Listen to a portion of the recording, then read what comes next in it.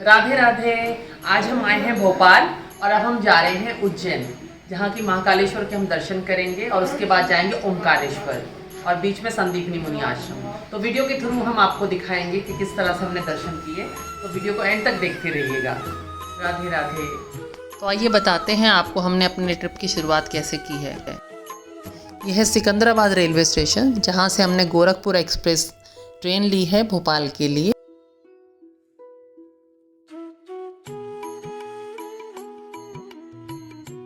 यह है Bhopal railway station.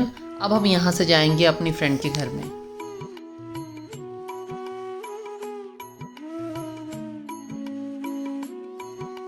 ये हमारी फ्रेंड जो कि भोपाल में रहती है और आज हम इनके साथ में जा रहे हैं उज्जैन।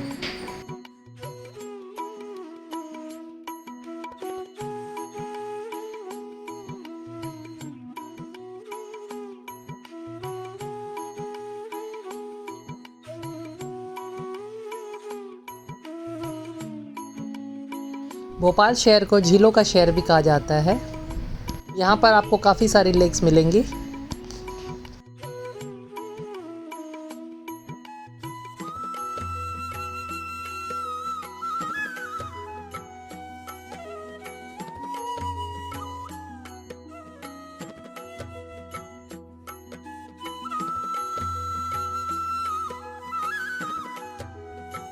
भोपाल से बाय रोड उज्जैन जाने के लिए कम से कम 3.5 घंटे का समय लगता है।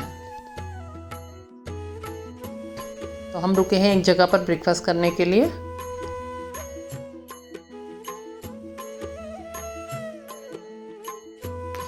और अब हम पहुंच चुके हैं उज्जैन।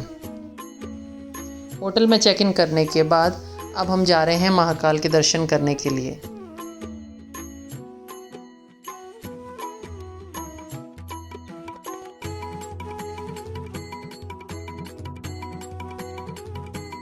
और अभी हमने दर्शन करे हैं और दर्शन बहुत अच्छे थे और ये जगह बहुत प्यारी है, तो आप सब लोग भी ज़रूर आइए अपने परिवार के साथ में। हर हर महादेव। और ये है मंदिर के बाहर का परिसर, जो कि बहुत ही सुंदर बनाया गया है और रात में भी हम इसका व्यू आपको दिखाएंगे।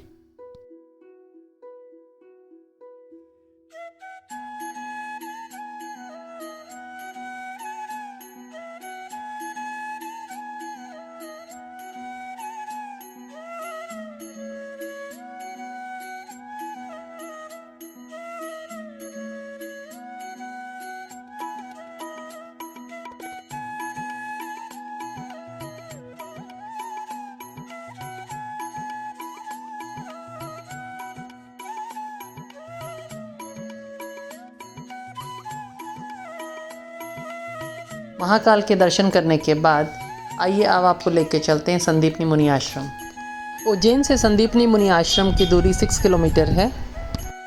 महर्षि संदीपनी का यह आश्रम उनकी वो तपोभूमि है जिसको द्वापर युग के समय से सारी दुनिया में अध्यात्म और वैदिक शिक्षा प्राप्त करने के लिए सबसे उत्तम स्थान माना जाता आ रहा है। महर्षि संदीपनी का यह आश्रम वही तपोभूमि और शिक्षा स्थली है जिसका निर्माण द्वापर युग में महर्षि संदीपनी ने वेद, पुराण, शास्त्र, धर्म, नैतिक शिक्षा के लिए करवाया था। महाभारत, श्रीमद् भागवत, ब्रह्म पुराण और अग्नि पुराण जैसे महान ग्रंथों में भी संदीपनी की इस विद्यास्थली के आश्रम का उल्लेख मिलता है। और इस आश्रम की प्रसिद्धि और पौराणिकता का महत्व इसलिए भी है क्योंकि यहाँ श्री कृष्ण, बलराम और उनके मित्र सुदामा ने भी इसी आश्रम में संदीपनी मुनि से ही वेदों और शास्त्रों का अध्ययन लिया था। और आज भी इस आश्रम को श्री कृष्ण की विद्यास्थली के नाम से जाना जाता है। इस आश्रम की सबसे खास विशेषता ये है कि यहाँ पे श्री बलराम, श्री कृष्ण और सुदामा को विद्यार्थियों के रूप में दिखाया गया है। दुनिया में इसके अलावा और कहीं भी उनके श्री विग्रह इस रूप में आपको देखने को नहीं मिलेंगे। और गुरुकुल की दीवारों पर बने हुए श्री कृष्ण, बलराम और सुदामा सहित महर्षि संदीपनी के विभिन्न प्रकार के चित्रों में कृष्ण की विभिन्न प्रकार की लीलाओं को बड़ी सुंदरता से दर्शाया गया है। एक छोटे से स्थान पर बना हुआ यह आश्रम हिंदू धर्म और अध्यात्म के लिए आज भी उतना ही महत्वपूर्ण है जितना कि द्वापर युग में हुआ करता था। किसी समय में यह आश्रम घने जंगल और फलदार वृक्षों से घिरा हुआ होता था और कृष्ण अपने सखाओं के साथ में यहाँ पर ईंधन के लिए लकड़ी बीनने जाया करते थे। आश्रम में ही महर्षि संदीपनी की स्मृति संग्रहालय भी है जिसमें उनके जीवन से संबंधित विभिन्न प्रकार के ग्रंथ और वेद पुराणों को रखा गया है। आश्रम के परिसर में मौजूद गोमती कुंड श्रद्धालुओं के लिए एक आकर्षण का केंद्र है। गोमती कुंड के विषय में मान्यता है कि श्री कृष्ण के आह्वान पर इस कुंड में पवित्र गोमती नदी का जल उत्पन्न हुआ था। इसके लिए श्री कृष्ण का उद्देश्य ये था कि उनके गुरु महर्षि संदीपनी को बार बार आश्रम से सैकड़ों मील दूर अन्य पवित्र स्थलों की यात्रा ना करनी पड़े, इसलिए इसे गोमती कुंड के नाम से जाना जाता है। इसके अलावा पुराणों में भी गोमती कुंड को प्राचीन काल से ही आश्रम के लिए जल आपूर्ति का एक प्रमुख माध्यम माना गया है। आश्रम के परिसर में भगवान की 64 कलाओं को चित्रों के द्वारा बहुत ही सुंदर ढंग से प्रस्तुत किया गया है। महर्षि संदीपनी के आश्रम को देखने के लिए आज भी गुरु पूर्णिमा के अवसर पर हजारों श्रद्धालु यहाँ आते हैं, तो आप भी जब उज्जैन आए तो यहाँ पे ज़रूर आएँ। महर्षि संदीपनी के आश्रम के बाद आइए अब आपको लेके चलते हैं मंगलनाथ मंदिर। उज्जैन को कालों के काल महाकाल की नगरी कहा जाता है और महाकाल की इस नगरी में बहती क्षिप्रा नदी मोक्ष प्रदायिनी क्षिप्रा कहा जाता है। क्षिप्रा के पवित्र तटों पर जन्म आध्यात्मिक संस्कृति की बदौलत ही शास्त्रों में यह नगर उज्जैनी के नाम से विख्यात हुआ और यही उज्जैनी पुराणों में मंगल की जननी भी कहलाई गई। यहाँ अमंगल को मंगल में बदलने वाले भगवान मंगलनाथ भी हैं। और अब हम आए हैं मंगलनाथ टेम्पल में।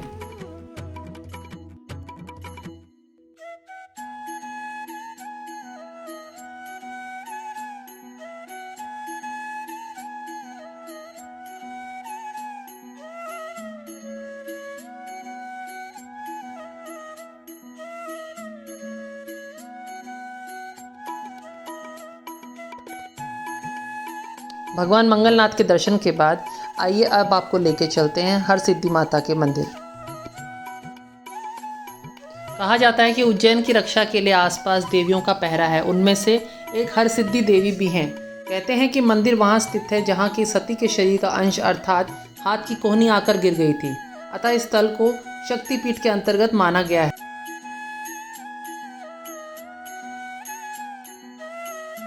और अब हम पहुंच चुके हैं हरसिद्धि माता के मंदिर में और अब संध्या आरती का समय है। हरसिद्धि मंदिर की 4 दीवारी के अंदर 4 प्रवेश द्वार हैं। मंदिर का मुख्य द्वार पूर्व दिशा की ओर, द्वार पर सुंदर बंगले बने हुए हैं। बंगले के निकट दक्षिण पूर्व कोण में एक बड़ी सी बावड़ी बनी हुई है जिसके अंदर एक स्तंभ है। यहाँ एक श्रीयंत्र बना हुआ स्थान है। इसी स्थान के पीछे भगवती अन्नपूर्णा की सुंदर प्रतिमा है। मंदिर के पूर्व द्वार से लगा हुआ सप्त सागर रुद्र सागर तालाब है जिसे रुद्र सागर भी कहते हैं। रुद्र सागर तालाब के सुरम्य तटों पर चारों ओर मजबूत प्रस्तर दीवारों के बीच एक सुंदर सा मंदिर बना हुआ है। मंदिर के ठीक सामने 2 बड़े दीप स्तंभ खड़े हैं। प्रतिवर्ष नवरात्रों के दिनों में 5 दिन तक इन पर दीपमालाएं लगाई जाती हैं। शक्तिपीठ होने के कारण इस मंदिर का महत्व और भी बढ़ जाता है।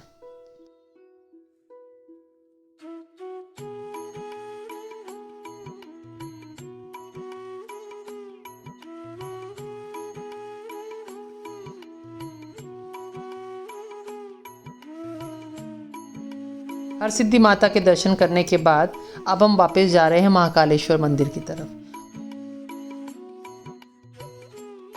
और आपको दिखाते हैं महाकालेश्वर परिसर का एक अद्भुत नज़ारा रात्रि के समय का।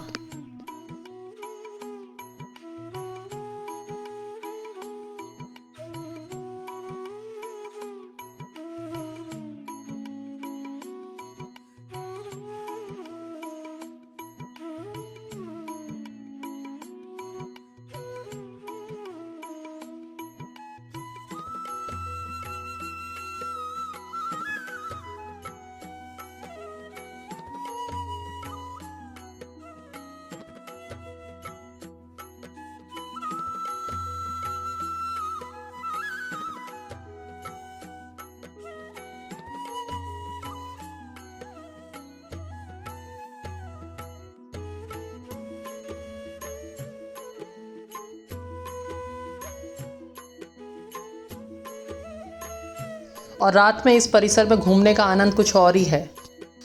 अगले दिन हमने महाकालेश्वर मंदिर में जाकर जलाभिषेक किया है और महाकालेश्वर में अगर आप जलाभिषेक करना चाहते हैं तो उसके लिए आपको टिकट लेना पड़ता है। जलाभिषेक के लिए जो टिकट है उसका मूल्य 700 रुपये है और उसके लिए सुबह जल्दी जाके लाइन में लगना होता है। इसके अलावा और भी दर्शन सेवाएं हैं। तो ये जो आप दृश्य देख रहे हैं ये अंदर की साइड का है। यहाँ से सीधा जाने के बाद सीधा मंदिर में ही जाके एंट्री होती है। और हमने बहुत अच्छे से दर्शन किए और बड़ी शांति से वहाँ पे जलाभिषेक भी किया।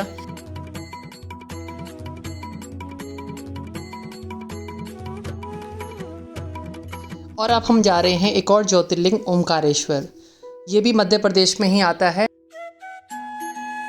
और उज्जैन से ओमकारेश्वर जाने के लगभग 3.5 घंटे का समय लगता है।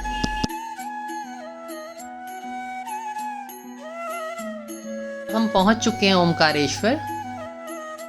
ओमकारेश्वर में आपको मंदिर के साथ साथ नर्मदा नदी के भी दर्शन होते हैं।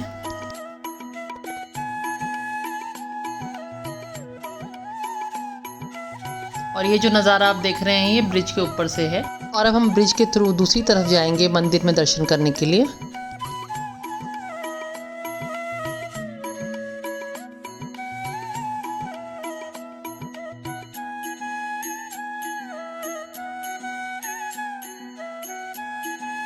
अब हम ओमकारेश्वर से वापस जा रहे हैं।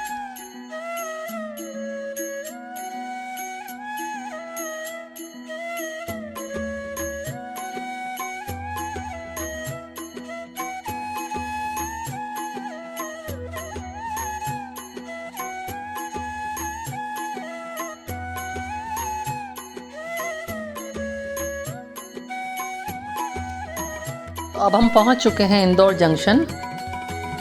और अब हम यहाँ से वापसी के लिए ट्रेन लेंगे। अब हमारी यहाँ पे यात्रा समाप्त होती है। कैसे लगी आपको हमारी ये वीडियो, प्लीज़ कमेंट करके हमें ज़रूर बताइएगा। वीडियो को एंड तक देखने के लिए धन्यवाद। राधे राधे।